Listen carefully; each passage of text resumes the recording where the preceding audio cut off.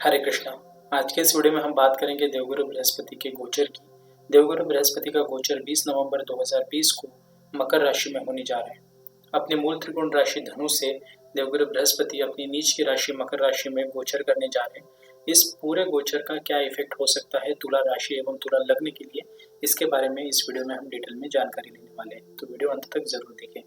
सबसे पहले इस गोचर को समझने से पहले हमें कुछ चीज़ों को समझना जरूरी है। कोई भी फास्ट मूविंग या स्लो मूविंग प्लैनेट होता है जो गोचर में ट्रांजिट करता है, स्पेशली जो स्लो मूविंग प्लैनेट होते हैं जैसे शनि हो गए, जुपिटर हो गए, राहु या केतु हो गए, तो इनके जो इफेक्ट है वो हमारे ऊपर काफ़ी लंबे अरसे तक रहते हैं और ये इफेक्ट हमारी लाइफ चेंजिंग इवेंट भी हो सकते हैं, साबित हो सकते हैं। तो इसके लिए इस जुपिटर के ट्रांजिट को हमें बहुत बारीकी से समझना बहुत ज़रूरी है।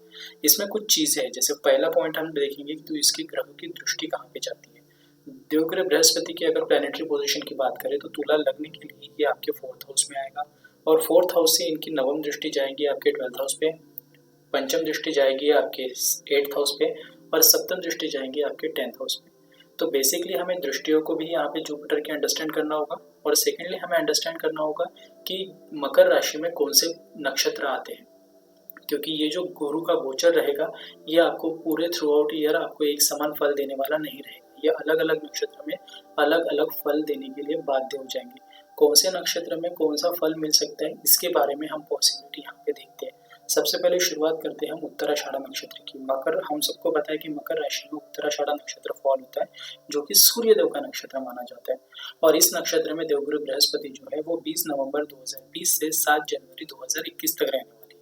तो यहाँ पे कुछ पॉसिबिलिटीज ऐसी बन जाती है कि यहाँ पे आपके मदर की हेल्थ में इम्पैक्ट देखने को मिल सकता है। अब ये इम्पैक्ट पॉजिटिव भी हो सकता है और नेगेटिव भी हो सकता है, क्योंकि ये कंप्लीट डिपेंड करेगा आपके नेटल चार्ट के ऊपर। अगर आपका 4th हाउस कर्तरी योग में है, पाप कर्तरी योग में है या फिर शुभ कर्तरी योग में है तो आपको इसके बेनिफिट मिलेंगे, लेकिन पाप कर्तरी योग में है तो डेफिनेटली आपको इसमें थोड़ा संभल के रहने की जरूरत है, मदर के हेल्थ की केयर लेने की जरूरत है।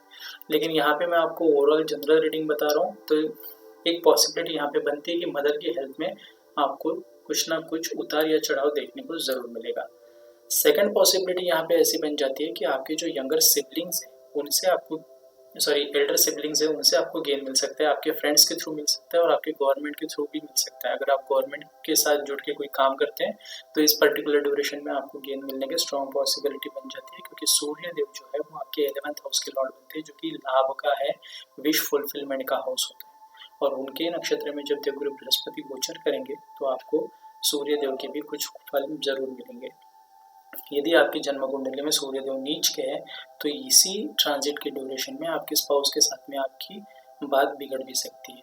तो ये कंप्लीट डिपेंड करेगा आपके नेटल चार्ट पे, लेकिन ओवरऑल जो पॉसिबिलिटीज बन रही है वो यहाँ पे मैं आपको बता रहा हूँ। थर्ड वन पॉसिबिलिटी यहाँ पे बनती है कि आपकी मदर आपके लिए काफ़ी सपोर्टिव रहेगी। जिन लोगों का जुपिटर अभी 4th हाउस में जा रहा है, गोचर करने जा रहा है, या फिर जिनका ऑलरेडी जुपिटर 4th हाउस में ही है, उनको मैं एक सलाह देना चाहूँगा कि लाइफ टाइम अगर आप आपके मदर की सेवा करते हो या फिर मदर का ब्लेसिंग लेते हो तो आपको पूरी लाइफ के लिए काफ़ी अच्छे बेनिफिट मिलेंगे। देवगुरु बृहस्पति के बहुत बढ़िया रिजल्ट आपको मिलेंगे। भले ही आपका जुपिटर मकर राशि में है, नीच का है और उसको नीचता भंग नहीं भी मिल रहा है, तभी भी आपको अच्छे रिजल्ट मिल जाएंगे अगर आप आपके मदर की सेवा करते हो, मदर का ब्लेसिंग लेते हो। तो खैर अभी जो जुपिटर का ट्रांजिट हो रहा है इसमें इसको नीचता भंग मिलने जा रहा है, क्योंकि शनि के साथ में ये गोचर होगा तो ये डबल ट्रांजिट होने वाला है, तो ये आपको बेनिफिट ही देगा।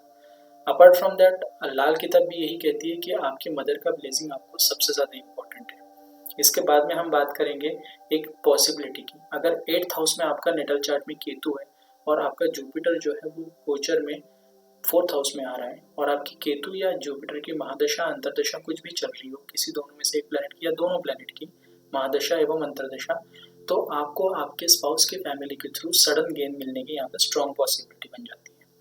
देवगुरु बृहस्पति का सेकंड गोचर जो होगा वो होगा श्रवण नक्षत्र में, जो कि चंद्रदेव का नक्षत्र है और चंद्रदेव की जो राशि है वो आती है आपके 10th हाउस में, क्योंकि चंद्रदेव तुला लगने के लिए, तुला राशि के लिए 10th हाउस के लॉर्ड बनते हैं।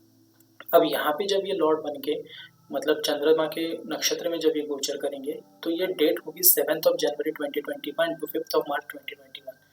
लगभग इस 1.5 से 2 महीने के पीरियड में क्या पॉसिबिलिटीज हो सकती है ये भी हमें समझना जरूरी है। सबसे पहली पॉसिबिलिटी बनती है कि आपका जो ट्रांसफर है जॉब में, अगर आप जॉब करते हो तो तो आपका ट्रांसफ़र होने की यहाँ पे स्ट्रॉन्ग पॉसिबिलिटी बन जाती है। दूसरी पॉसिबिलिटी बनती है कि आपके फादर की जो फैमिली है, जैसे फादर के ब्रदर हो गए या फिर फादर के सिबलिंग्स हो गए, तो उनसे आपको गेन मिल सकता है। Apart from that third one possibility यहाँ पे आपको अच्छी ये बनती है कि आपका जो स्टमक है उसमें फूड जो है, क्योंकि चंद्रमा फूड का भी कारक है, तो फूड में आपके फ्लक्चुएशन हो सकता है जस्ट बिकॉज ऑफ आपके जो डेली शेड्यूल है उसकी वजह से आपको फूड में बहुत ज़्यादा प्रॉब्लम हो सकता है।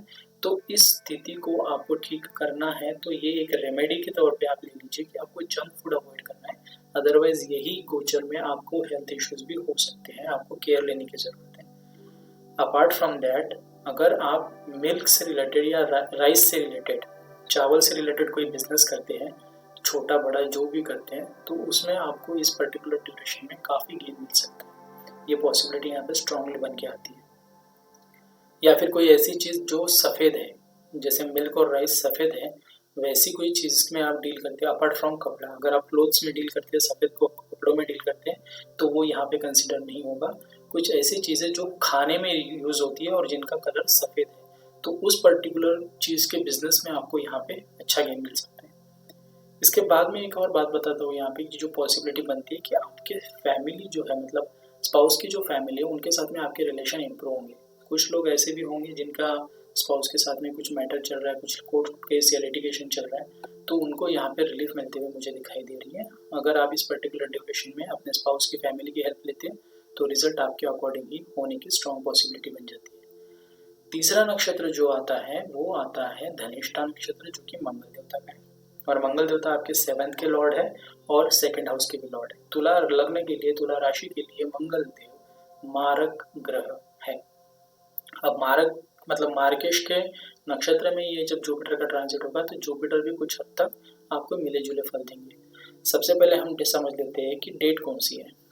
5 मार्च 2021 से 6 अप्रैल 2021 तक ये ड्यूरेशन रहेगा जब देवगुरु बृहस्पति धनिष्ठा नक्षत्र में, मतलब मंगल देव के नक्षत्र में गोचर करेंगे। पहली पॉसिबिलिटी यहाँ पे ऐसी बन जाती है कि अगर आप अनमैरिड हो तो आपकी शादी यहाँ पे तय हो सकती है, और इसका रीज़न होगा आपकी मदर और यंगर सिबलिंग्स। आई रिपीट, आपकी मदर और यंगर सिबलिंग्स के इनिशिएटिव की वजह से या फिर कुछ ऐसी चीज़ें इनकी तरफ से होगी जिसकी वजह से अगर आप अनमैरिड हो और आपकी शादी नहीं हो रही है और आपकी एज भी आपको अलो करती है शादी के लिए, अगर शादी की एज है आपकी, तो आपकी मैरिज भी यहाँ पे फिक्स हो सकती है। दूसरी पॉसिबिलिटी है कि आपके एक्सपेंसेस भी बढ़ेंगे भैया, और एक्सपेंसेस क्यों बढ़ेंगे? क्योंकि एक्सपेंसेस आपके शुभ कार्यों के ऊपर बढ़ेंगे, फैमिली के ऊपर ही बढ़ेंगे, और वो फैमिली का जो खर्चा है वो शुभ कार्यों के ऊपर होगा, तो कोई प्रॉब्लम की चीज़ नहीं है। ये मांगलिक कार्यों के ऊपर खर्चा है, लग्जरी के लिए खर्चा है, तो कोई बड़ी बात नहीं है, कोई घबराने वाली बात नहीं। खर्चा होगा लेकिन आपको इसमें से मेंटल सेटिस्फेक्शन भी मिलेगा। इसके बाद में देवगुरु बृहस्पति हो जाएंगे रेट्रो, मतलब वक्री हो जाएंगे, जो कि जाएंगे कुंभ राशि में, और वो कुंभ राशि फॉल होती है आपके 5th हाउस में। और जिन लोगों का जुपिटर नेटल चार्ट में रेट्रो है उनको ये बहुत अच्छा फल देगा। सबसे पहले हम समझ लेते हैं कि डेट क्या है। 6 अप्रैल से 16 सितंबर 2021 तक देवगुरु बृहस्पति वक्री अवस्था में रहेंगे आपके पंचम स्थान में। अब पंचम स्थान में कोई भी ग्रह जब वक्री आता है, स्पेशली जुपिटर आता है, तो ये व्यक्ति को काफ़ी ज्ञानवान बना देता है। लेकिन यहाँ पे एक और बात बनती है कि जो हमारा प्रमोशन का घर होता है वो भी कुछ हद से, पोजीशन का घर होता है वो भी कुछ हद से हम 5th हाउस को देखते हैं। तो अगर सूर्य आपका उच्च का है और ये जुपिटर का ट्रांजिट वक्री होकर आपकी कुंभ राशि में आ रहा है, मतलब 5th हाउस में आ रहा है, और आपका जो जुपिटर है वो भी वक्री ही है नेटल चार्ट में, और महादशा और अंतरदशा आपकी जुपिटर या सूर्य की चल रही है, 100% आपको इस पर्टिकुलर ड्यूरेशन में जॉब में प्रमोशन मिलेगा। ये यहाँ पे स्ट्रॉन्ग पॉसिबिलिटी बनती है। तो ये था डिटेल एनालिसिस फॉर तुला राशि, तुला लग्न के लिए। आशा करते हैं वीडियो आपको पसंद आया है। वीडियो पसंद आता है तो वीडियो को लाइक करना ना भूलें और चैनल को सब्सक्राइब करना ना भूलें। हरे कृष्णा।